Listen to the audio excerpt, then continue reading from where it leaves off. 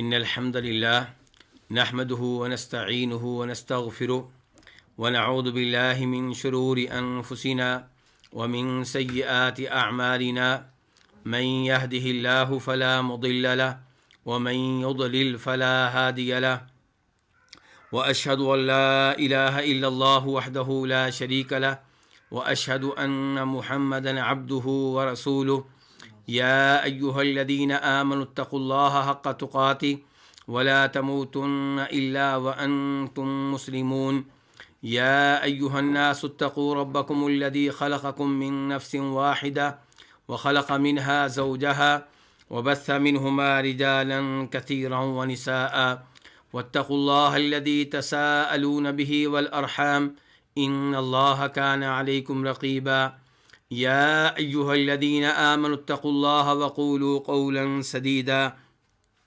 يصلح لكم أعمالكم ويغفر لكم ذنوبكم ومن يطع الله ورسوله فقد فاز فوزا عظيما أما بعد فإن خير الحديث كتاب الله وخير الهدي هدي محمد صلى الله عليه وسلم وشر الأمور محدثاتها وكل محدثة بدعة وكل بدعة ضلالة وكل ضلالة في النار۔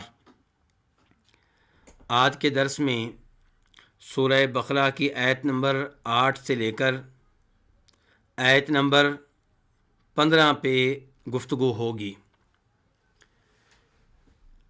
آیت نمبر 6 اور 7 ان دو آیتوں میں اللہ رب العزت نے ان لوگوں کے بارے میں گفتگو کی جو واضح طور پہ کافر ہیں، اور آیت نمبر 5 تک سورہ بقرہ کے آغاز سے آیت نمبر 5 تک ان لوگوں کے بارے میں گفتگو ہوئی جو واضح طور پہ مسلمان اور مومن تھے۔ اور آج کا جو ہمارا درس ہے اس کا تعلق آیت نمبر 8 اور اس کے بعد والی آیات سے ہے، اور ان آیات میں اللہ رب العزت ان کے بارے میں گفتگو کر رہے ہیں جو واضح طور پہ مسلمان اور مومن نہیں ہیں اور واضح طور پہ کافر بھی نہیں ہیں۔ دلی طور پہ وہ کافر ہیں لیکن زبانی طور پہ ان کا دعویٰ یہ ہے کہ ہم مسلمان ہیں، زبانی طور پہ وہ کلمہ پڑھتے ہیں۔ اور یہ تقسیم اللہ رب العزت کی طرف سے یہ قرآن کریم کی بلاغت پہ دلالت کرتی ہے کہ اللہ رب العزت نے کس اچھے انداز میں ان 3 گروہوں کا تذکرہ کیا ہے اور ان کے امر کو واضح کر دیا ہے۔ اللہ رب العزت فرماتے ہیں وَمِنَ النَّاسِ مَن يَقُولُ آمَنَّا بِاللَّهِ وَبِالْيَوْمِ الْآخِرِ وَمَا هُمْ بِمُؤْمِنِينَ۔ من تبعیضیہ ہے، بعض اور کچھ کا معنی دیتا ہے۔ وَمِنَ النَّاسِ اور بعض لوگوں میں سے کچھ، من یقول ایسے ہیں جو کہتے ہیں کہ آمنا باللہ ہم اللہ تعالیٰ پہ ایمان لائے، وبالیوم الآخر اور آخرت پہ ایمان لائے، وما ہم بمؤمنین جبکہ وہ مومن نہیں ہیں۔ یہاں پہ اللہ رب العزت نے منافقوں کا تذکرہ کیا لیکن ان کا نام نہیں لیا، نام لیے بغیر اللہ نے تذکرہ کیا، کیونکہ وہ مسلمان اور مومن نہیں ہیں کہ انہیں بطور مسلمان اور مومن کے ذکر کیا جائے، اور وہ کافر بھی نہیں ہے کہ انہیں بطور کافر ذکر کیا جائے۔ ان کا درجہ مسلمانوں اور کافروں کے درمیان میں ہے، ظاہری طور پہ ان کا یہ درجہ ہے، حکم کے لحاظ سے اگرچہ وہ کافروں سے بھی بدتر ہیں۔ تو اللہ تعالیٰ کہتے ہیں لوگوں میں سے کچھ ایسے ہیں من یقول جو کہتے ہیں کہ ہم ایمان لائے اللہ رب العزت پہ اور آخرت پہ۔ یقول یہ صیغہ واحد کا ہے، اور یقولو میں جو ہوا ضمیر ہے وہ من کی طرف لوٹ رہی ہے۔ یہاں پہ اللہ رب العزت نے ان منافقوں کا تذکرہ واحد کے لفظ سے کیا ہے۔ واحد کے لفظ سے کیوں کیا؟ کیونکہ یقولو میں اعتبار کیا گیا ہے من کے لفظ کا، اور آیت کے آخر میں کہا گیا وما ہم بمؤمنین، یہ مومن نہیں ہے، یہاں پہ جمع کا لفظ بولا گیا ہے کیونکہ یہاں پہ اعتبار کیا گیا ہے من کے معنی کا۔ من معنی کے لحاظ سے اس جگہ پہ جمع کا معنی دے رہا ہے، اور لفظ کے لحاظ سے وہ واحد ہے، تو اس لیے یقولو میں من کے لفظ کا اعتبار ہے اور وما ہم بمؤمنین کہتے ہوئے من کے معنی کا اعتبار ہے۔ روز آخرت کو الیوم الآخر کہا گیا ہے، آخری دن۔ کیا یہ دن واقعی آخری ہے؟ جی ہاں، یہ آخری دن ہے۔ لوگ کہہ سکتے ہیں کہ آخرت کا دن تو بہت طویل دن ہے، جتنا بھی طویل ہو بہرحال وہ آخری دن ہے، اس کے بعد کوئی اور دن نہیں آئے گا، کیونکہ عربی میں دن اسے کہتے ہیں، یوم اسے کہتے ہیں جس سے پہلے کوئی رات ہو۔ تو قیامت سے پہلے رات آئے گی، اس کے بعد قیامت برپا ہو جائے گی، اس کے بعد دوبارہ کوئی رات نہیں آئے گی، اس کے بعد کوئی ایسا دن نہیں آئے گا جس سے پہلے رات بھی ہو۔ تو اللہ تعالیٰ کہتے ہیں وَمِنَ النَّاسِ، اور لوگوں میں سے کچھ وہ ہیں جو کہتے ہیں کہ ہم ایمان لائے اللہ پہ اور روز آخرت پہ، وَمَا هُم بِمُؤْمِنِينَ، حالانکہ وہ مومن نہیں ہیں۔ وَمَا هُم سے پہلے جو واو ہے یہ حال کے معنی پہ دلالت کر رہی ہے، اور وَمَا هُم بِمُؤْمِنِينَ یہ با زائدہ ہے، ترکیب کے لحاظ سے، اعراب کے لحاظ سے زائدہ ہے، معنی کے لحاظ سے، مفہوم کے لحاظ سے زائد نہیں ہے۔ اللہ رب العزت کے کلام میں کوئی ایسا حرف نہیں ہے جو زائد ہو۔ تو معنی کیا دے رہی ہے؟ تاکید کا، کہ وَمَا هُم بِمُؤْمِنِينَ، وہ بالکل مومن نہیں ہیں، وہ ہرگز مومن نہیں ہیں، وہ قطعاً مومن نہیں ہیں۔ اللہ رب العزت نے اس آیت میں ارکان ایمان میں سے 2 کا ذکر کیا ہے، حالانکہ ارکان ایمان کتنے ہیں؟ 6 ہیں۔ اللہ پہ ایمان، فرشتوں پہ ایمان، آسمانی کتابوں پہ ایمان، نبیوں اور رسولوں پہ ایمان، روز آخرت پہ ایمان اور تقدیر پہ ایمان۔ لیکن یہاں پہ اللہ رب العزت نے 2 کا تذکرہ کیا ہے، کہ منافق کہتے ہیں ہمارا ایمان اللہ پہ بھی ہے اور روز آخرت پہ بھی ہے، اس لیے کہ جس کا اللہ پہ ایمان ہے اس کا اللہ کے کلام پہ بھی ایمان ہوگا۔ جب اللہ کے کلام پہ ایمان لائے گا تو اللہ کے کلام میں یہ بات موجود ہے کہ فرشتوں پہ ایمان لانا ہے، رسولوں پہ ایمان لانا ہے، تقدیر پہ ایمان لانا ہے، تو اس لیے ان 2 میں باقی سب چیزیں آ جاتی ہیں۔ وَمِنَ النَّاسِ مَن يَقُولُ آمَنَّا بِاللَّهِ وَبِالْيَوْمِ الْآخِرِ وَمَا هُم بِمُؤْمِنِينَ۔ یہاں پہ اللہ بتا رہے ہیں کہ منافق کہتے ہیں کہ ہم اللہ پہ ایمان لائے، آخرت پہ ایمان لائے، اور اللہ کہتے ہیں لیکن وہ مومن نہیں ہیں۔ وہ کہتے ہیں ہم ایمان لائے، اللہ کہتے ہیں وہ مومن نہیں ہیں۔ اس سے پتہ چلا کہ ایمان زبان سے کہہ دینے کا نام نہیں ہے۔ ایمان کس چیز کا نام ہے؟ قول باللسان۔ ایمان یہ ہے کہ زبان سے آپ کہیں کہ میں اس چیز پہ ایمان لایا، اللہ پہ ایمان لایا، اور ان تمام چیزوں پہ ایمان لایا جن پہ ایمان لانا واجب ہے، اور آپ کا دل اس چیز کی تصدیق کرتا ہو جو آپ زبان سے کہہ رہے ہیں۔ دلی طور پہ بھی آپ کا ایمان ہو اللہ پہ، اللہ کے رسولوں پہ، اللہ کے فرشتوں پہ، آسمانی کتابوں پہ، آخرت پہ، تقدیر پہ، اور پھر آپ اپنے اعضاء کے ذریعے اس ایمان کے مطابق عمل بجا لائیں۔ آپ کے اعضاء بتا رہے ہوں کہ آپ کا واقعی اللہ پہ ایمان ہے، آپ کا واقعی آخرت پہ ایمان ہے۔ یہ ہے ایمان، اور ایسا ایمان بڑھتا بھی ہے۔ جب آپ نیک عمل بجا لائیں گے تو بڑھے گا، جب آپ گناہ کریں گے تو کم ہو جائے گا۔ یہ ہے ایمان کی شرعی تعریف۔ تو منافقوں نے چونکہ زبان سے کہا تھا ہم ایمان لے کر آئے ہیں، تو ان کے ایمان کو غلط قرار دیا گیا، اور اللہ نے کہا کہ وَمَا هُم بِمُؤْمِنِينَ، یہ قطعی طور پہ مومن نہیں ہیں۔ اس کے بعد اللہ رب العزت ارشاد فرماتے ہیں يُخَادِعُونَ اللَّهَ وَالَّذِينَ آمَنُوا وَمَا يَخْدَعُونَ إِلَّا أَنفُسَهُمْ وَمَا يَشْعُرُونَ۔ یہ سورہ بقرہ کی آیت نمبر 9 ہے۔ يُخَادِعُونَ اللہ، وہ اللہ تعالیٰ سے دھوکہ بازی کرتے ہیں، والذین آمنوا، اور ان لوگوں سے دھوکہ بازی کرتے ہیں جو ایمان لے کر آئے، وما یخدعون الا انفسہم، حالانکہ وہ نہیں دھوکہ دے رہے مگر اپنے آپ کو، وما یشعرون، لیکن انہیں شعور نہیں ہے اور وہ شعور نہیں رکھتے۔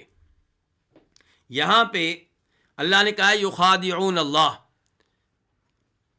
یخادعون، یہ خادع یخادع سے فعل مضارع ہے، اور خادع کے لفظ میں مشارکہ پایا جاتا ہے کہ دو ہوتے ہیں وہ ایک دوسرے کو دھوکہ دے رہے ہیں، ضاربہ دو ہیں وہ ایک دوسرے کو مار رہے ہیں، قاتل دو ہیں وہ ایک دوسرے سے لڑ رہے ہیں۔ تو ایسے یہاں پہ ہے یخادعون کہ وہ اللہ کو دھوکہ دیتے ہیں اور اللہ ان کو دھوکہ دیتا ہے، تو مشارکہ کے لیے یہ لفظ ہے۔ اب میں نے کہا ہے کہ اللہ ان کو دھوکہ دے رہا ہے، یہ الفاظ سن کر بہت سے لوگ پریشان ہو جاتے ہیں، کہتے ہیں کہ اللہ رب العزت کے لیے لفظ بولنا کہ اللہ تعالیٰ دھوکہ دیتا ہے، اللہ تعالیٰ خداع کرتا ہے، یہ مناسب نہیں ہے۔ جب ہم قرآن حکیم کا مطالعہ کرتے ہیں تو ہمیں معلوم ہوتا ہے کہ اللہ رب العزت نے اپنی ذات کے بارے میں یہ لفظ استعمال کیا ہے۔ اللہ تعالیٰ فرماتے ہیں ان المنافقین یخادعون اللہ وہو خادعہم، کہ منافق اللہ تعالیٰ کو دھوکہ دیتے ہیں جبکہ اللہ تعالیٰ ان کو دھوکہ دے رہا ہے، اللہ تعالیٰ ان سے خداع کر رہا ہے۔ تو کیا یہ لفظ اللہ رب العزت کے لیے استعمال کیا جا سکتا ہے؟ یہ بڑا اہم سوال ہے۔ تو گزارش یہ ہے کہ اللہ رب العزت کے لیے جو صفات قرآن و حدیث میں وارد ہوئی ہیں وہ تین طرح کی ہیں۔ نمبر ایک، صفات کمال، وہ صفات جن میں کسی قسم کا کوئی عیب کوئی نقص نہیں ہے، تو انہیں اللہ رب العزت کے لیے استعمال کیا جائے گا بغیر کسی قید کے۔ مثال کے طور پہ اللہ تعالیٰ کی صفات میں سے ایک صفت ہے علم، جاننا، اللہ کی صفات میں سے ایک صفت ہے سننا، اللہ کی صفات میں سے ایک صفت ہے دیکھنا، اللہ کی صفات میں سے ایک صفت ہے قدرت رکھنا۔ تو یہ اللہ کی وہ صفات ہیں جو صفات کمال ہیں، انہیں بغیر کسی قید کے اللہ رب العزت کے لیے استعمال کیا جائے گا، اور ان کا بغیر کسی قید کے اللہ رب العزت کے اوپر اطلاق کیا جائے گا۔ دوسرے نمبر پہ ہیں وہ صفات جنہیں آپ کہیں گے صفات نقص، جو عیب بیان کرتی ہیں، جو کمزوری بیان کرتی ہیں۔ مثال کے طور پہ سونا، اونگنا، لاچار ہو جانا، بے بس ہو جانا، ظلم کرنا۔ تو اللہ رب العزت صفات نقص سے پاک ہیں، اور صفات نقص میں سے کوئی بھی صفت کبھی بھی اللہ رب العزت کے اوپر استعمال نہیں ہوگی، اس کا اللہ رب العزت کے اوپر اطلاق نہیں ہوگا، ان کی اللہ رب العزت سے مطلق طور پہ نفی کی جائے گی۔ تیسرے نمبر پہ وہ صفات ہیں جو کسی حالت میں خوبی بن جاتی ہیں اور کسی حالت میں مذموم ٹھہرتی ہیں۔ کسی سیاق و سباق میں ان کا استعمال مدح ہوتا ہے، خوبی ہوتا ہے، اور کسی مقام پہ ان کا استعمال عیب ہوتا ہے۔ تو یہ صفات اللہ رب العزت کے لیے ان مخصوص حالات میں ثابت کی جائیں گی جن مخصوص حالات میں وہ خوبی بن رہی ہوں، اور وہ سیاق و سباق جس میں وہ قابل مذمت بن رہی ہوں، وہاں پہ اللہ رب العزت کے لیے ان کا استعمال نہیں ہوگا۔ اس کا مطلب یہ ہے کہ یہ صفات اللہ تعالیٰ کے لیے نہ مطلق طور پہ استعمال ہوں گی، نہ اللہ رب العزت سے مطلق طور پہ ان کی نفی کی جائے گی۔ کبھی ان کا استعمال اللہ تعالیٰ کے لیے ہوگا اور کبھی نہیں ہوگا۔ جب ہوگا مقید طور پہ ہوگا، کسی قید کے ساتھ ہوگا۔ مثال کے طور پہ یہ نہیں کہا جائے گا کہ اللہ تعالیٰ خداع کرتا ہے، اللہ تعالیٰ دھوکہ دیتا ہے، یہ کہنا غلط ہے۔ یہ کہا جائے گا کہ اللہ ان سے خداع کرتا ہے، اللہ ان کو دھوکہ دیتا ہے جو اللہ کو دھوکہ دیتے ہیں، جو اللہ کے رسولوں کو دھوکہ دیتے ہیں، جو اللہ کے ولیوں کو دھوکہ دیتے ہیں۔ تو اللہ تعالیٰ خداع کرتا ہے کن سے؟ منافقین سے، کیونکہ منافق مومنوں سے خداع کرتے ہیں، ان کو دھوکہ دیتے ہیں، اللہ تعالیٰ کو دھوکہ دینے کی کوشش کرتے ہیں، تو اللہ تعالیٰ ان سے خداع کرتا ہے۔ اور یہی کچھ ہم کہیں گے ایسی دیگر صفات کے بارے میں۔ مثال کے طور پہ فَيَسْخَرُونَ مِنْهُمْ سَخِرَ اللَّهُ مِنْهُمْ، کہ یہ منافق لوگ مومنوں کا مذاق اڑاتے ہیں، تو اللہ نے کہا اللہ ان کا مذاق اڑاتا ہے۔ اب ہم یہ نہیں کہیں گے کہ اللہ تعالیٰ کی صفات میں سے ایک صفت ہے کہ اللہ مذاق اڑاتا ہے، لیکن ہم یہ کہیں گے کہ اللہ تعالیٰ منافقوں کا مذاق اڑاتا ہے، کیونکہ وہ مومنوں کا مذاق اڑاتے ہیں۔ اور ایسے ہی اللہ رب العزت ارشاد فرماتے ہیں قرآن حکیم میں وَإِذْ يَمْكُرُ بِكَ الَّذِينَ كَفَرُوا لِيُثْبِتُوكَ أَوْ يَقْتُلُوكَ أَوْ يُخْرِجُوكَ وَيَمْكُرُونَ وَيَمْكُرُ اللَّهُ وَاللَّهُ خَيْرُ الْمَاكِرِينَ، کہ جب آپ کے ساتھ خفیہ تدبیر کر رہے تھے، مکر کر رہے تھے، کون؟ کافر۔ کس لیے تدبیریں کر رہے تھے خفیہ طور پہ؟ تاکہ آپ کو قید کر دیں یا آپ کو قتل کر دیں یا آپ کو مکہ سے نکال دیں۔ اللہ تعالیٰ کہتے ہیں وہ یمکرون، وہ مکر کر رہے تھے، خفیہ تدبیر اختیار کر رہے تھے، وہ یمکر اللہ، اور اللہ تعالیٰ بھی خفیہ تدبیر اختیار کر رہا تھا، اللہ تعالیٰ بھی مکر کر رہا تھا۔ اب ہم یہ نہیں کہہ سکتے کہ اللہ رب العزت کی صفات میں سے ایک صفت ہے کہ اللہ مکر کرتا ہے، یہ کہنا غلط ہوگا۔ ہم یہ کہیں گے کہ جو اللہ کے ساتھ مکر کرے، اللہ کے نبیوں کے ساتھ مکر کرے، اللہ کے اولیاء کے ساتھ مکر کرے، اللہ ان کے ساتھ مکر کرتا ہے۔ اور اس کے ساتھ مکر کرنا جو آپ کے ساتھ مکر کرے، اس کے ساتھ خدا کرنا جو آپ کے ساتھ خدا کرے، اس کو دھوکہ دینا جو آپ کو دھوکہ دے، یہ عیب نہیں، یہ خوبی ہے۔ یہ چیز آپ کے کمال پہ دلالت کرتی ہے، یا آپ کی قوت پہ دلالت کرتی ہے، یا آپ کے علم پہ دلالت کرتی ہے۔ جب اس انداز سے ہم اللہ کے بارے میں استعمال کردہ ان الفاظ کو سمجھیں گے تو سارے اشکالات دور ہو جائیں گے۔ لیکن افسوس سے کہنا پڑتا ہے کہ کئی لوگوں نے ان الفاظ کو صحیح معنوں میں نہیں سمجھا اور انہوں نے ان الفاظ کی تعویل کی۔ اللہ نے کہا کہ میں منافقوں سے خدا کرتا ہوں، ان المنافقین یخادعون اللہ وهو خادعهم، انہوں نے کہا جی اللہ خدا نہیں کرتا۔ اللہ نے کہا جنہوں نے میرے نبی کے ساتھ مکر کیا میں نے ان کے ساتھ مکر کیا، وہ کہتے ہیں نہیں جی اللہ مکر نہیں کر سکتا۔ اللہ تعالیٰ کہتے ہیں فَيَسْخَرُونَ مِنْهُمْ سَخِرَ اللَّهُ مِنْهُمْ، جو میرے مومن بندوں کا مذاق اڑائے میں ان کا مذاق اڑاتا ہوں، وہ کہتے ہیں نہیں جی یہ لفظ اللہ کے شان نہیں ہے، اس کی تعویل کی جائے گی، اس کا حقیقی معنی جو ہے اس کی تعطیل ہوگی، لفظ لے لیا جائے گا، معنی لینے سے انکار کر دیا جائے گا۔ اور تعویل کا یہ انداز بہت بڑا جرم ہے، بہت بڑا گناہ ہے۔ اللہ تعالیٰ قرآن حکیم میں ارشاد فرماتے ہیں قُلْ إِنَّمَا حَرَّمَ رَبِّيَ الْفَوَاحِشَ مَا ظَهَرَ مِنْهَا وَمَا بَطَنَ وَالْإِثْمَ وَالْبَغْيَ بِغَيْرِ الْحَقِّ وَأَن تُشْرِكُوا بِاللَّهِ مَا لَمْ يُنَزِّلْ بِهِ سُلْطَانًا وَأَن تَقُولُوا عَلَى اللَّهِ مَا لَا تَعْلَمُونَ۔ اللہ تعالیٰ اس آیت میں بتا رہے ہیں کہ اللہ نے کن کن چیزوں کو حرام قرار دیا ہے۔ آخر میں اللہ تعالیٰ کہتے ہیں کہ یہ بھی حرام ہے کہ لوگ میرے ذمے وہ بات کہیں جس کی حقیقت کا انہیں علم نہیں ہے۔ تو اللہ کے ذمے وہ بات لگا دینا جو اللہ نے نہیں کہی، یہ بہت بڑا جرم ہے۔ اللہ تعالیٰ نے ایک لفظ کسی قید کے ساتھ اپنے اوپر استعمال کیا، آپ کہتے ہیں نہیں جی اس کا یہ معنی نہیں ہے، اس کی تعویل کی جائے گی، اس کا دوسرا معنی مراد لیا جائے گا۔ آپ کو کہاں سے معلوم ہو گیا؟ آپ اپنی طرف سے اللہ کے کلام کی تفسیر کہاں سے کر رہے ہیں؟ یہ جرت اور جسارت آپ نے کیسے کر لی؟ تو اس لیے تعویل کا یہ انداز بالکل غلط ہے۔ تعویل کرنے والے یہاں پہ کیا کہتے ہیں؟ وہ کہتے ہیں کہ ہم یہ کہیں گے کہ جو اللہ سے خدا کرتا ہے، جو اللہ کو دھوکہ دینے کی کوشش کرتا ہے، اللہ اس پہ اس کو سزا دیتا ہے۔ اللہ خدا نہیں کرتا، اللہ سزا دیتا ہے۔ اللہ خدا نہیں کرتا، یہ تو اللہ کے کلام کی نفی ہوگی۔ اللہ نے کہا کہ میں خدا ان سے کرتا ہوں جو مجھ سے خدا کریں، میرے بندوں سے خدا کریں، اور آپ کہتے ہیں اللہ خدا نہیں کرتا۔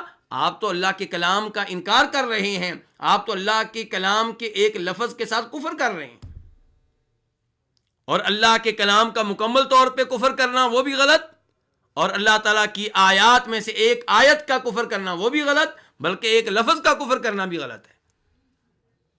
اللہ تعالیٰ یہ کہے کہ جو میرے بندوں کا مذاق اڑائیں میں ان کا مذاق اڑاتا ہوں، آپ کہیں اللہ مذاق نہیں اڑاتا، آپ تو اللہ کے کلام کے ساتھ کفر کر رہے ہیں۔ چاہے آپ کے کفر کا وہ انداز نہیں ہے جو مشرکین مکہ کا تھا، آپ نے کلمہ پڑھا ہوا ہے، آپ اللہ کے کلام قرآن پہ ایمان لانے کا دعویٰ کرتے ہیں، لیکن آپ نادانی میں انجانے میں وہ کام کر رہے ہیں جو کفر کے مترادف ہے۔ صحیح موقف کیا ہے کہ یہ وہ اوصاف ہیں جو کبھی خوبی بن جاتے ہیں اور کبھی عیب بن جاتے ہیں، قابل مذمت ہوتے ہیں۔ تو جب اللہ تعالیٰ یہ کہتے ہیں کہ میں منافقوں کے ساتھ خدا کرتا ہوں، تب یہ الفاظ عیب نہیں ہیں۔ لیکن بہرحال ان الفاظ کے بارے میں یہ نہیں کہا جا سکتا کہ یہ اللہ کی صفات ہیں، بلکہ یہ الفاظ اللہ کے لیے استعمال ہوتے ہیں کسی قید کے ساتھ۔ تو اللہ تعالیٰ کہہ رہے ہیں یخادعون اللہ والذین آمنوا، کہ وہ اللہ تعالیٰ کو دھوکہ دیتے ہیں اور ان لوگوں کو جو ایمان لائے۔ اللہ کو دھوکہ کیسے دیتے ہیں، مومنوں کو دھوکہ کیسے دیتے ہیں؟ وہ جب یہ کہتے ہیں کہ ہم نے کلمہ پڑھ لیا، ہم مومن ہو گئے، ہم مسلمان ہو گئے، جبکہ دلی طور پہ وہ کافر ہیں، دلی طور پہ وہ ایمان لے کر نہیں آئے، تو یہ ان کا دھوکہ ہے مومنوں کو، اور مومنوں کو دھوکہ دینے میں وہ کامیاب ہو جاتے ہیں، کیونکہ مومن ان کے ظاہر پہ اعتماد کرتے ہوئے انہیں مسلمان جانتے ہیں، اور پھر مسلمان ان سے لڑائی نہیں لڑتے، کیونکہ سمجھتے ہیں کہ یہ مسلمان ہے، کلمہ پڑھنے کی وجہ سے اس کا خون بھی محفوظ ہو چکا، اس کی عزت بھی محفوظ ہو چکی، اس کا مال بھی محفوظ ہو چکا، اور اللہ کو دھوکہ دینے کی کوشش کرتے ہیں، اپنی طرف سے وہ دھوکہ دے رہے ہیں، اگرچہ اللہ کو دھوکہ دینے میں وہ کامیاب نہیں ہو سکتے۔ اللہ تعالیٰ فرماتے ہیں وَمَا يَخْدَعُونَ إِلَّا أَنفُسَهُمْ، حقیقت یہ ہے کہ وہ اللہ کو دھوکہ نہیں دے رہے، وہ مومنوں کو دھوکہ نہیں دے رہے، بلکہ وہ اپنے آپ کو دھوکہ دے رہے ہیں۔ اپنے آپ کو دھوکہ کیسے دے رہے ہیں؟ وہ مطمئن ہیں اس بات پہ کہ ہم نے کلمہ پڑھ لیا اور نبی صلی اللہ علیہ وسلم اور آپ کے ساتھی ہمیں مسلمان سمجھتے ہیں، اور یوں ہم نے محفوظ کر لیا اپنی جانوں کو، اپنی بیگمات کو، اپنے بچوں کو، اپنے مال کو، اور اس وجہ سے خوش پھر رہے ہیں، جبکہ روز قیامت انہیں جہنم کی آگ میں ڈالا جائے گا، اور جہنم کی آگ کے سب سے نچلے طبقے میں ہوں گے، درجے میں ہوں گے۔ ان المنافقین فی الدرک الاسفل من النار، اس کا مطلب یہ ہے کہ وہ دھوکہ اپنے آپ کو دے رہے ہیں، کسی اور کو نہیں دے رہے۔ فرمایا وما یخدعون الا انفسهم وما یشعرون، اور وہ شعور نہیں رکھتے، انہیں اس بات کا شعور نہیں ہے کہ وہ اللہ کی بجائے، مومنوں کی بجائے اپنے آپ کو دھوکہ دے رہے ہیں۔ وہ یہ سمجھتے ہیں کہ ہم مومنوں کو دھوکہ دے رہے ہیں، جبکہ انہیں حقیقت کا علم نہیں ہے۔ اس کے بعد آیت نمبر 10 میں اللہ تعالیٰ فرماتے ہیں فی قلوبہم مرض، ان کے دلوں میں مرض ہے، بیماری ہے۔ یہ جملہ اسمیہ ہے۔ جملہ اسمیہ اس چیز کے ثبوت، دوام پہ دلالت کرتا ہے جس کا تذکرہ ہو رہا ہو۔ اس کا مطلب یہ ہے کہ ان کے دلوں میں بیماری ہے، یعنی کہ پکی بیماری ہے، عارضی نہیں ہے، ایک دن کے لیے نہیں ہے، 2 دن کے لیے نہیں ہے، ان کے دلوں میں بیماری ہے اور پکی بیماری ہے۔ فزادہم اللہ مرضا، اللہ نے انہیں اس مرض میں، اس بیماری میں بڑھا دیا، یعنی کہ اللہ نے ان کی بیماری میں اضافہ کر دیا ہے۔ بیماری پہلے سے موجود ہے اور اللہ نے اس بیماری میں اضافہ کر دیا ہے۔ وَلَهُمْ عَذَابٌ عَلِيمٌ، اور ان کے لیے دردناک عذاب ہے۔ علیم فعیل کے وزن پہ معنی دے رہا ہے مؤلم کا، درد دینے والا عذاب۔ ان کے لیے دردناک عذاب ہے، کیوں؟ بما كانوا يكذبون، اس وجہ سے کہ وہ جھوٹ بولا کرتے تھے۔ با سببیہ ہے اور ما مصدریہ ہے، جس کا مطلب یہ ہے کہ یہ ما بعد والے فعل کو مصدر کے معنی میں کر دیتا ہے۔ تو اب معنی کیا ہو جائے گا؟ ان کے لیے دردناک عذاب ہے ان کے جھوٹ بولنے کی وجہ سے۔ تو فی قلوبہم مرض، اللہ نے کہا تھا ان کے دلوں میں مرض ہے، بیماری ہے۔ کون سی بیماری ہے؟ شک کی بیماری، نفاق کی بیماری۔ اور اللہ تعالیٰ کہتے ہیں کہ اللہ نے ان کی بیماری میں اضافہ کر دیا ہے۔ یہاں پہ میں آپ کی توجہ چاہوں گا، اللہ رب العزت نے ان کی بیماری میں اضافہ کیوں کیا؟ کیونکہ بیماری پہلے سے موجود تھی۔ اللہ تعالیٰ فرماتے ہیں سورہ منافقون میں ذالک بأنہم آمنوا ثم کفروا فطبع علی قلوبہم فہم لا یفقہون، کہ وہ لوگ ایمان لے کر آئے، کلمہ پڑھا تھا، بظاہر مسلمان ہوئے تھے، پھر کفر کیا، پھر اللہ نے ان کے دلوں پہ مہر لگا دی۔ تو اللہ جن کے دلوں پہ مہر لگاتا ہے، کفر کی مہر، نفاق کی مہر، وہ اللہ کیوں لگاتا ہے؟ اس میں سبب وہ ہوتا ہے جس کے دل پہ مہر لگی ہوتی ہے۔ اللہ تعالیٰ فرماتے ہیں ایک اور مقام پہ فلما زاغوا ازاغ اللہ قلوبہم، جب وہ ٹیڑھے ہوئے، ٹیڑھی راہ پہ چلے، تو اللہ نے ان کے دلوں کو ٹیڑھا کر دیا۔ تو اللہ جن کے دلوں کو ٹیڑھا کرتا ہے، کیوں کرتا ہے؟ کیونکہ وہ ٹیڑھے راستے کو اختیار کرتے ہیں۔ اسی لیے دعا کرتے رہنا چاہیے، ربنا لا تزغ قلوبنا بعد اذ ہدیتنا، یا اللہ تو نے ہمیں ہدایت دے دی، ہمارے اوپر بہت بڑا انعام کیا، ہمیں صراط مستقیم پہ چلا دیا، ایمان اور اسلام اور توحید ہمارے دلوں میں یہ چیزیں داخل کر دیں، یا اللہ اب ہمارے دلوں کو ٹیڑھا نہ کرنا۔ اور اللہ تعالیٰ ایک اور مقام پہ فرماتے ہیں وَنُقَلِّبُ أَفْئِدَتَهُمْ وَأَبْصَارَهُمْ كَمَا لَمْ يُؤْمِنُوا بِهِ أَوَّلَ مَرَّةٍ وَنَذَرُهُمْ فِي طُغْيَانِهِمْ يَعْمَهُونَ، کہ ہم ان کے دلوں کو پھیرتے ہیں، ہم ان کی نگاہوں کو پھیرتے ہیں۔ کیوں اللہ پھیرتا ہے؟ کیونکہ وہ پہلی بار ایمان لے کر نہیں آئے۔ جب انہیں ایمان کی دعوت دی گئی، جب ان تک شریعت کا پیغام پہنچا، توحید کا پیغام پہنچا، حق واضح ہو گیا، ایمان قبول نہیں کیا، ضد کی راہ اختیار کی، تب اللہ تعالیٰ نے ان کے دلوں کو، ان کی نگاہوں کو پھیر دیا۔ تو فی قلوبہم مرض فزادہم اللہ مرضا، ان کے دلوں میں بیماری ہے، اور یہ بہت بڑی بیماری ہے۔ فزادہم اللہ مرضا، اللہ نے ان کی بیماری میں اضافہ کر دیا ہے۔ اب ان کا جو شک ہے وہ بڑھ چکا ہے، ان کی منافقت بڑھ چکی ہے۔ وَلَهُمْ عَذَابٌ عَلِيمٌ، اور ان کے لیے دردناک عذاب ہے۔ دردناک عذاب کیوں ہے؟ بما كانوا يكذبون، اس لیے کہ وہ جھوٹ بولتے تھے۔ اس سے پتہ چلا جھوٹ بولنا کتنا بڑا جرم ہے۔ انہیں دردناک عذاب کیوں ملے گا؟ ان کے جھوٹ بولنے کی وجہ سے۔ جھوٹ بولنا یہ منافق کی عادات میں سے ایک عادت ہے، جیسا کہ نبی علیہ الصلوۃ والسلام صحیح حدیث میں ارشاد فرماتے ہیں کہ منافق کی 3 خصلتیں ہیں، ان میں سے ایک کیا ہے؟ اذا حدث کذب، جب گفتگو کرتا ہے جھوٹ بولتا ہے۔ تو ہر مسلمان کو چاہیے کہ جھوٹ بولنے سے، جھوٹ کہنے سے گریز کرے، کیونکہ جھوٹ کہنا یہ منافقوں کی علامتوں میں سے ایک علامت ہے، ان کی نشانیوں میں سے ایک نشانی ہے، اور اس کی وجہ سے عذاب ہوتا ہے۔ یہاں پہ غور کیجئے گا، اللہ تعالیٰ کہتے ہیں کہ ان کے لیے دردناک عذاب ہے اس وجہ سے کہ وہ جھوٹ بولتے تھے۔ جھوٹ کیا بولتے تھے؟ ان کا بڑا جھوٹ یہ ہے کہ انہوں نے کہا تھا آمنا باللہ والیوم الآخر، کہ ہمارا ایمان ہے اللہ پہ بھی اور روز آخرت پہ بھی، جبکہ حقیقت یہ ہے کہ نہ ان کا اللہ پہ ایمان ہے، نہ ان کا روز آخرت پہ ایمان ہے۔ تو اللہ نے کہا انہوں نے یہ دعویٰ کیا، جھوٹا دعویٰ ہے، اس جھوٹے دعوے کی وجہ سے انہیں دردناک عذاب کا سامنا کرنا پڑے گا۔ یہاں پہ ایک اور قرات بھی ہے، بما کانوا یکذبون، ان کے لیے دردناک عذاب ہے اس وجہ سے کہ وہ تکذیب کیا کرتے تھے، جھٹلایا کرتے تھے۔ کس کی تکذیب کرتے تھے؟ کس کو جھٹلاتے تھے؟ اللہ کی تکذیب کرتے تھے، اللہ کے رسول صلی اللہ علیہ وسلم کی تکذیب کرتے تھے، اللہ کے کلام قرآن کی تکذیب کرتے تھے۔ اور دونوں قراتیں بالکل صحیح ہیں، دونوں کے الفاظ پہ بھی ہمارا ایمان، اور دونوں کے معانی پہ بھی ہمارا ایمان، اور دونوں کے مفہوم کو اپنی اپنی جگہ پہ لیا جائے گا۔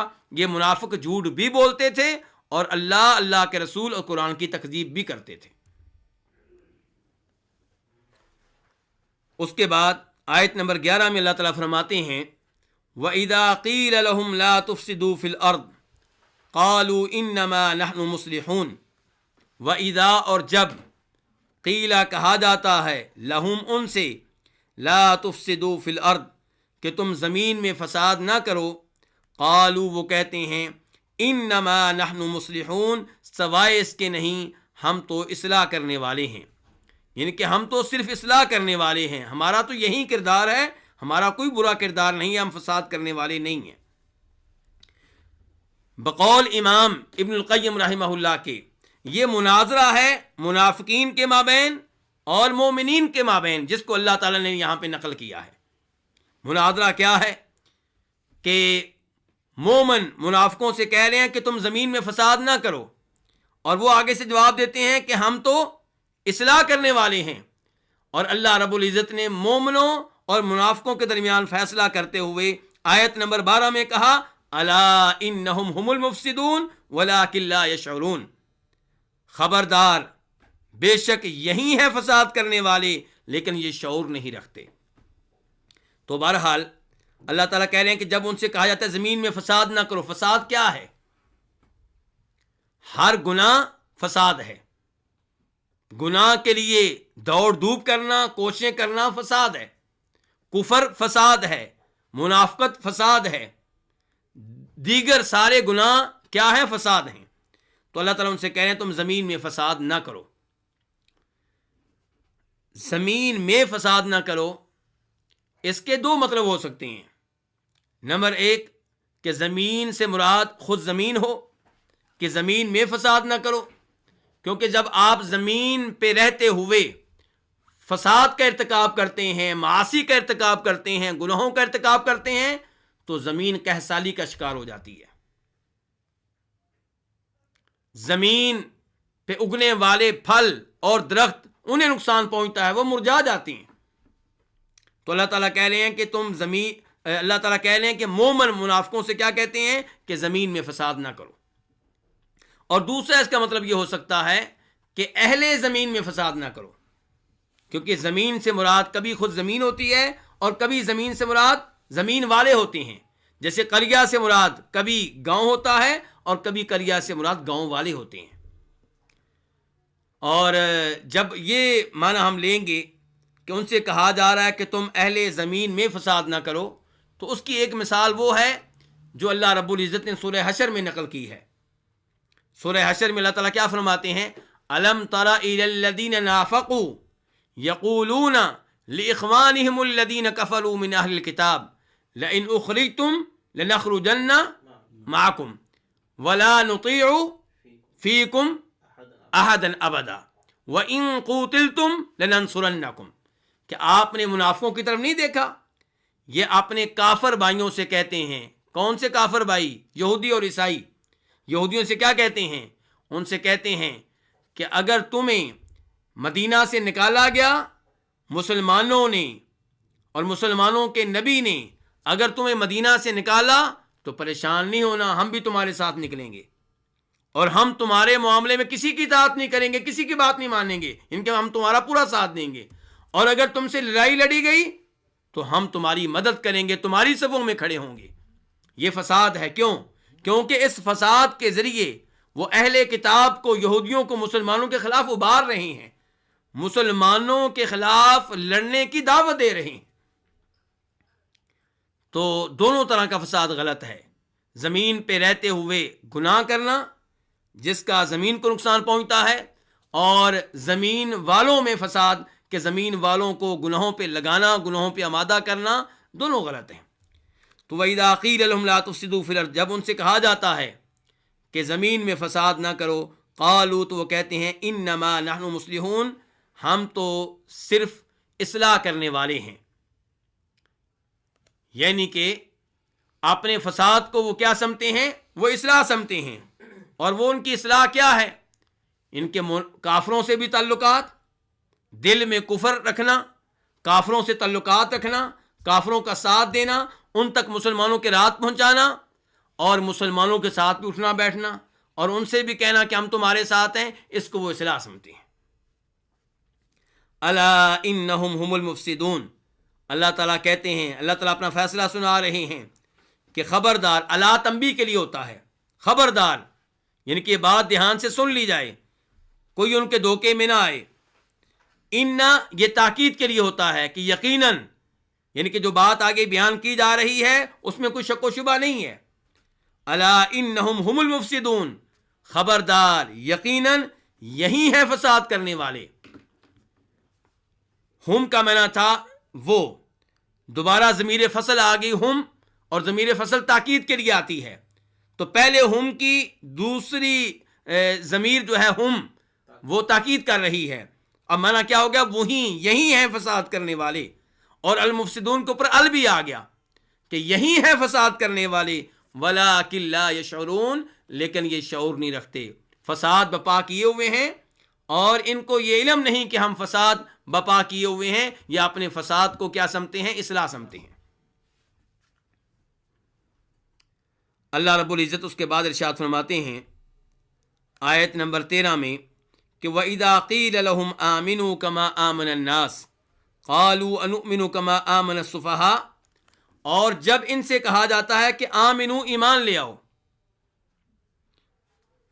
کما آمن الناس، جب ان سے کہا جاتا ہے ایمان لے آؤ، تو اس کے جواب میں وہ کہیں گے ہم تو مومن ہیں، ہم تو پہلے کہہ چکے ہیں کہ ہمارا اللہ پہ بھی ایمان ہے، آخرت پہ بھی ایمان ہے. اللہ تعالیٰ کہتے ہیں جب ان سے کہا جاتا ہے ایسے ایمان لے کر آؤ کما آمن الناس، جیسے لوگ ایمان لے کر آئے ہیں. نبی صلی اللہ علیہ وسلم کے زمانے میں جو لوگ ایمان لا چکے تھے، جن دنوں یہ آیت نازل ہوئی، ان دنوں میں جو لوگ ایمان لا چکے تھے وہ کون تھے؟ انہیں کیا کہا جاتا ہے؟ صحابہ. اس کا مطلب یہ ہے کہ الناس سے مراد سب سے پہلے کون ہے؟ صحابہ کرام ہیں. اور اس آیت کے ان الفاظ سے یہ پتہ چلا کہ صحابہ کرام کا ایمان نمونہ ہے، ماڈل ہے. صحابہ کرام ایمان میں ہمارے لیے نمونہ ہیں، ہمارے لیے ماڈل ہیں. اور یہاں سے صحابہ کرام رضوان اللہ علیہم اجمعین کی شان کا، ان کے مقام کا علم ہوتا ہے کہ اللہ رب العزت نے ان کے ایمان کو ماڈل اور نمونہ قرار دیا ہے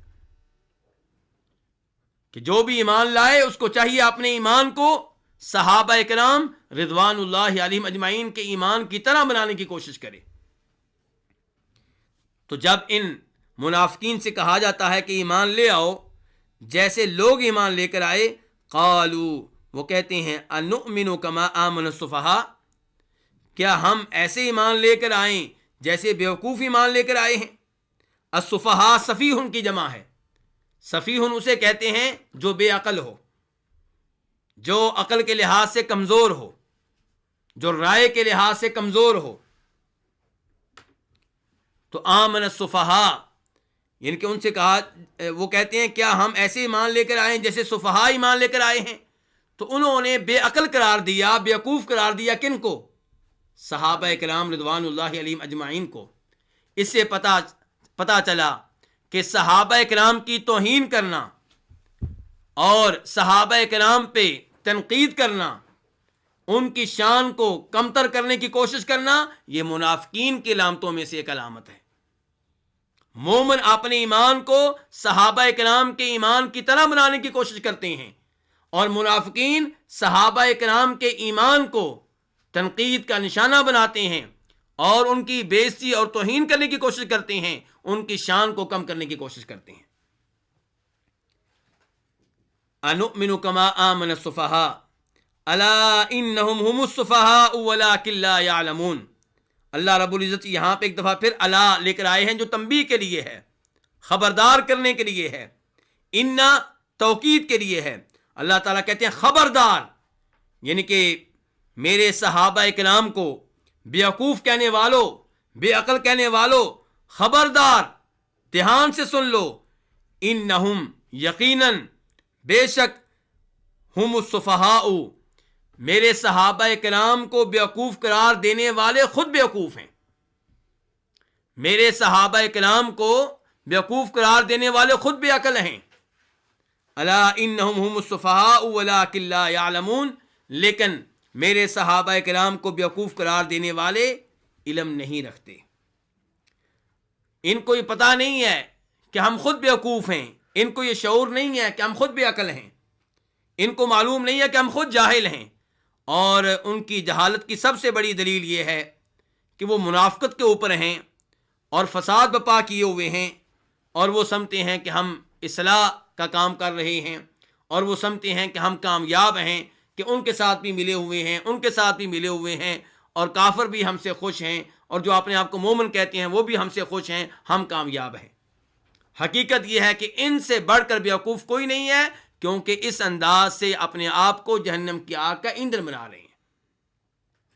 اور یہاں سے بھی پتہ چلا کہ حقیقی مومنوں کے خلاف پروپیگنڈا شروع سے کیا جا رہا ہے. ان کو طرح طرح کے القاب دیے جاتے ہیں ان کی بے عزتی کرنے کے لیے. خود انبیاء کرام علیہ السلام کو آپ دیکھ لیں، کبھی ان کو مینٹل کہا گیا، کبھی ان کو شاعر کہا گیا، کبھی ان کو جادوگر کہا گیا. اور یہی صورتحال ان پہ ایمان لانے والوں کی ہے، صحابہ کرام کی ہے. ان کو کیا کہا جا رہا ہے؟ سفہا، بیوقوف، بے عقل. اور یہی صورتحال آج تک ہے. جو لوگ حقیقی ایمان پہ ہوتے ہیں ان کا مذاق اڑایا جاتا ہے. اگر وہ شرک سے روکیں، شرکیہ امور سے روکیں تو انہیں وہابی کہا جاتا ہے. اور اگر وہ یہ دعوت دیں کہ نبی علیہ الصلوۃ والسلام حرف آخر ہیں، آپ کی صحیح حدیث آ جائے تو اس کے مقابلے میں کسی اور کے قول، کسی اور کے فتوے کو نہیں مانا جائے گا، تب غیر مقلد کہہ کر ان کا مذاق اڑایا جاتا ہے. تو آج بھی کسی نہ کسی انداز میں ان لوگوں کا مذاق اڑایا جاتا ہے جو حقیقی اسلام کی طرف بلاتے ہیں، جو حقیقی ایمان کی دعوت دیتے ہیں. اللہ تعالیٰ کہہ رہے ہیں الا انہم هم السفہاء ولکن لا یعلمون، کہ خبردار، بے شک یہی ہیں بے وقوف، یہی ہیں بے عقل، لیکن وہ علم نہیں رکھتے، یعنی کہ وہ جاہل ہیں.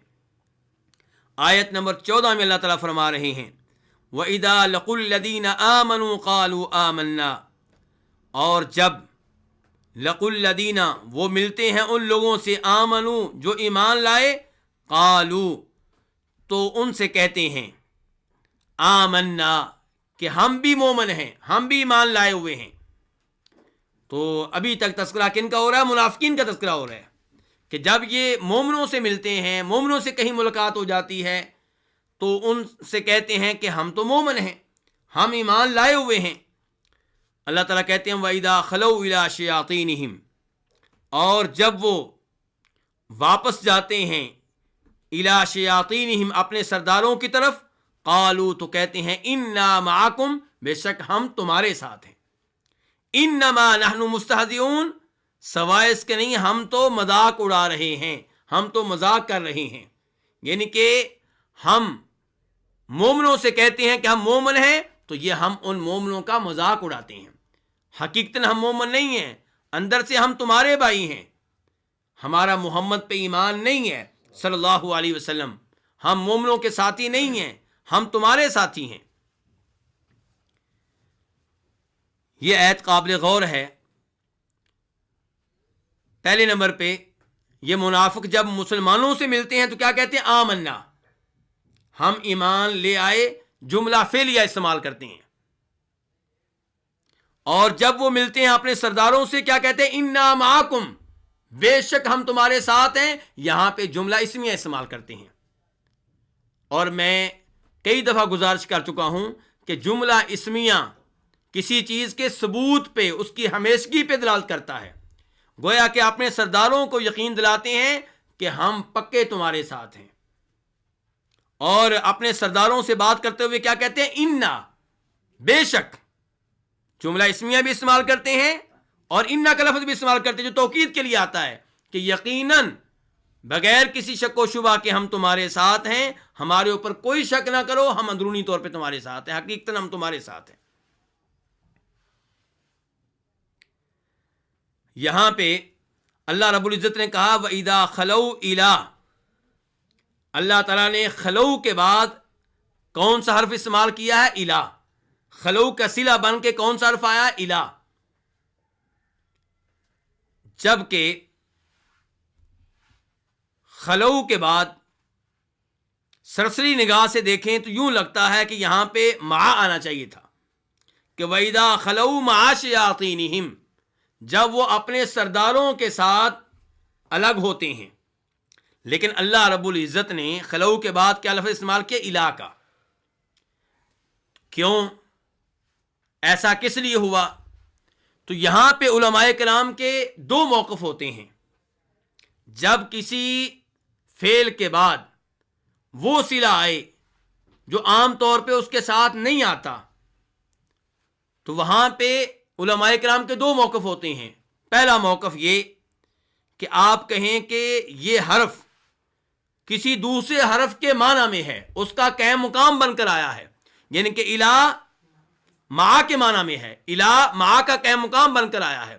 وَإِذَا خَلَوْا إِلَىٰ شَيَاطِينِهِمْ، یعنی کہ وَإِذَا خَلَوْا مَعَ شَيَاطِينِهِمْ، جب وہ اپنے سرداروں کے ساتھ الگ ہوتے ہیں تو قالوا کہتے ہیں اِنَّا مَعَكُمْ، بے شک ہم تمہارے ساتھ ہیں۔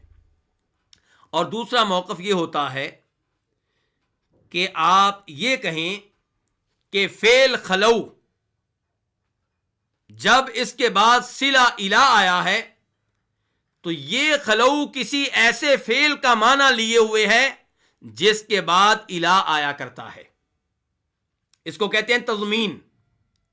اور تضمین کا موقف بصرہ کے علماء نحو وہ اس موقف کو اپناتے ہیں، اور یہ کہنا کہ ایک حرف دوسرے حرف کے قائم مقام ہے، ایسے موقع پہ یہ موقف اپناتے ہیں علماء کوفہ۔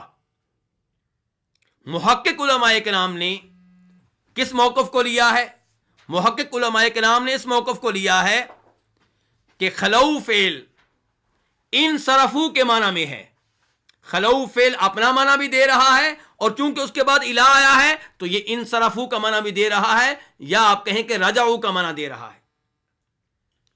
اور یہ موقف اپنانے میں قرآن کریم کی فصاحت و بلاغت کا مظاہرہ ہوتا ہے۔ آپ کہیں گے کہ اللہ رب العزت نے خلو کے بعد الہ لا کر خلو کا معنی بھی دے دیا اور خلو کے ساتھ ساتھ انصرفو کا معنی بھی دے دیا۔ جہاں تک تعلق ہے اس موقف کا کہ الہ مع کے معنی میں ہے، تو یہ عربی زبان کے بنیادی اصولوں اور ضابطوں کے خلاف ہے۔ اصول یہ ہے کہ ہر حرف اپنا معنی دیتا ہے۔ جب آپ یہ دعویٰ کریں کہ یہ حرف اپنے معنی کی بجائے کسی اور کا معنی دے رہا ہے، تب آپ کو دلیل دینا ہوگی، کیونکہ آپ اصول سے ہٹ رہے ہیں۔ جب آپ اصول سے ہٹیں گے، ضابطے سے ہٹیں گے، تو آپ سے دلیل مانگی جائے گی۔ تو جب آپ کہیں گے الہ مع کے معنی میں ہے تو فائدہ کیا ہوا؟ اللہ رب العزت پھر یہی کہہ دیتے کہ وَإِذَا خَلَوْا مَعَ شَيَاطِينِهِمْ۔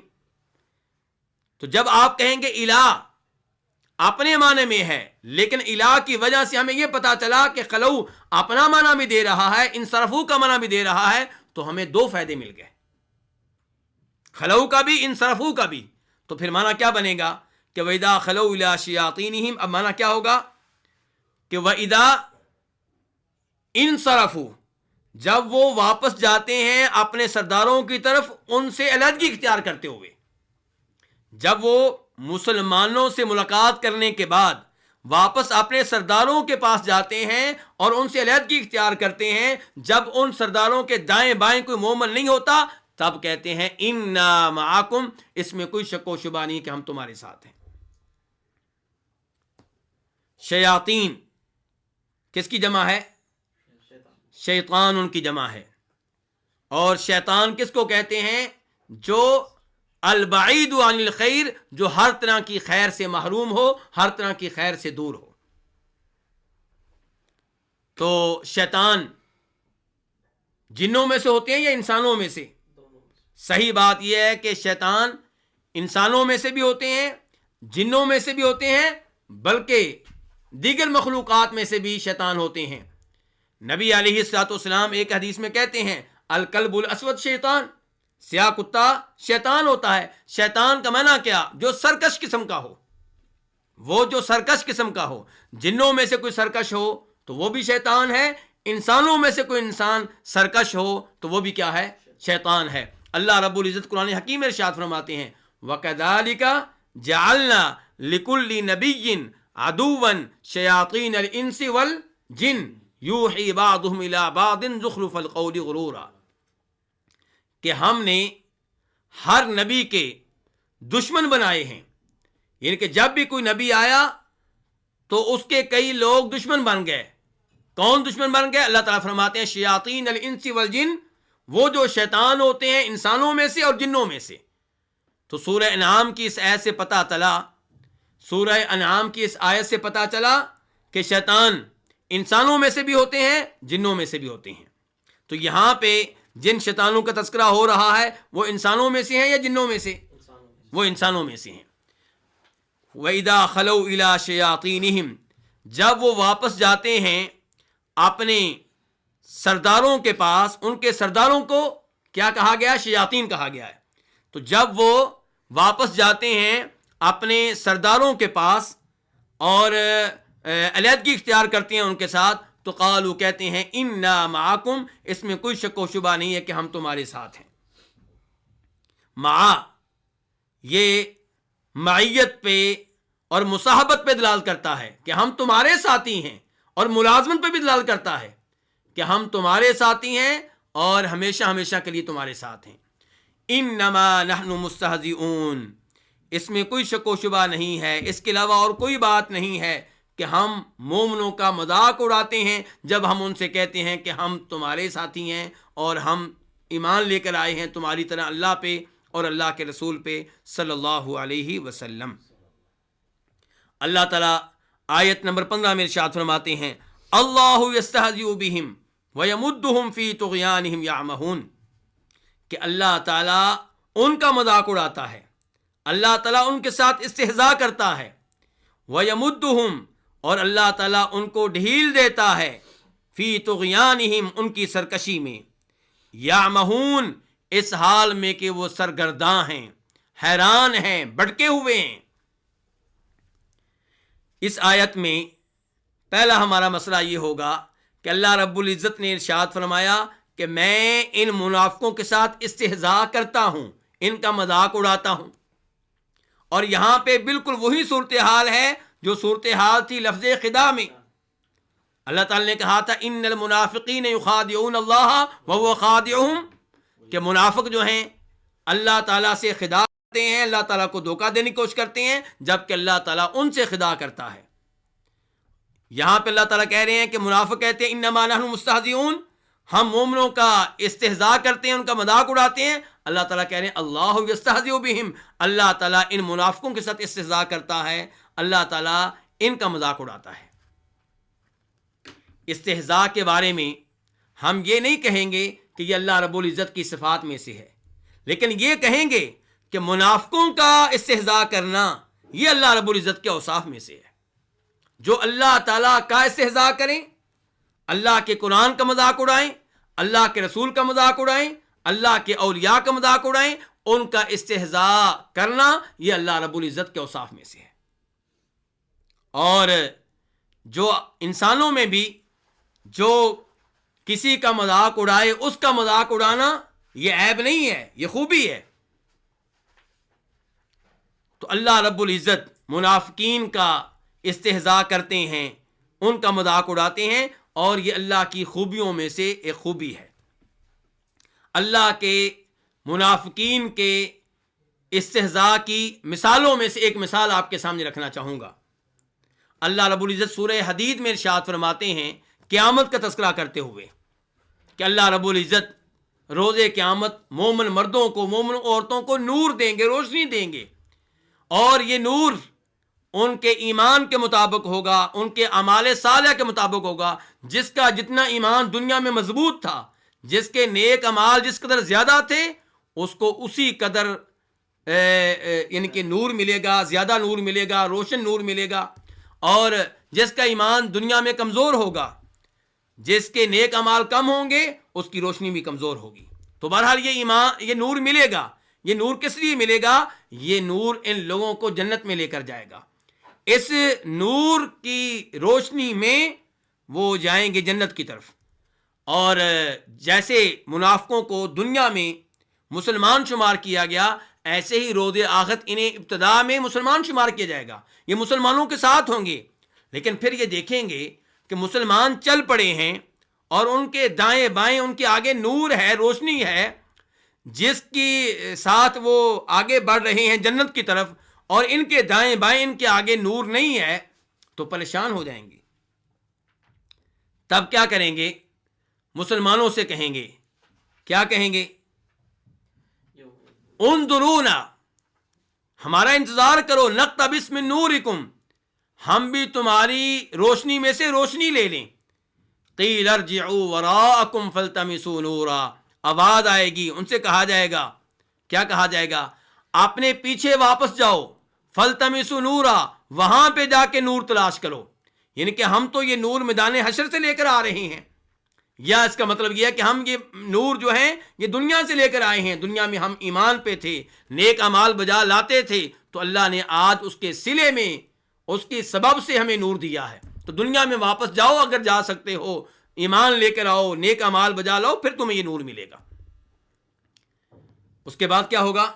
فَالْتَمِسُوا نُورًا فَضُرِبَ بَيْنَهُمْ بِسُورٍ، ان کے درمیان ایک بڑی دیوار قائم کر دی جائے گی، منافقوں کے درمیان اور مومنوں کے درمیان، باطنُهُ فِي الرَّحْمَةِ، اس دیوار کا وہ حصہ جدھر مومن ہوں گے ادھر رحمت ہوگی، اور اس دیوار کا وہ حصہ جدھر کون ہوں گے؟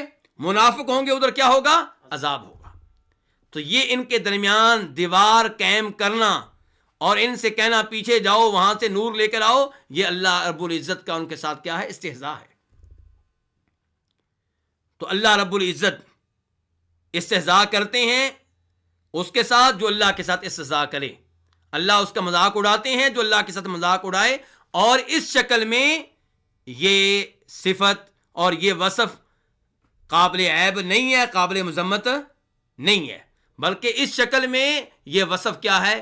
یہ مدح ہے اور خوبی ہے، جو آپ کا مذاق اڑائے آپ اس کا مذاق اڑائیں، جو آپ کا استہزاء کرے آپ اس کا استہزاء کریں، یہ عیب کی بات نہیں ہے۔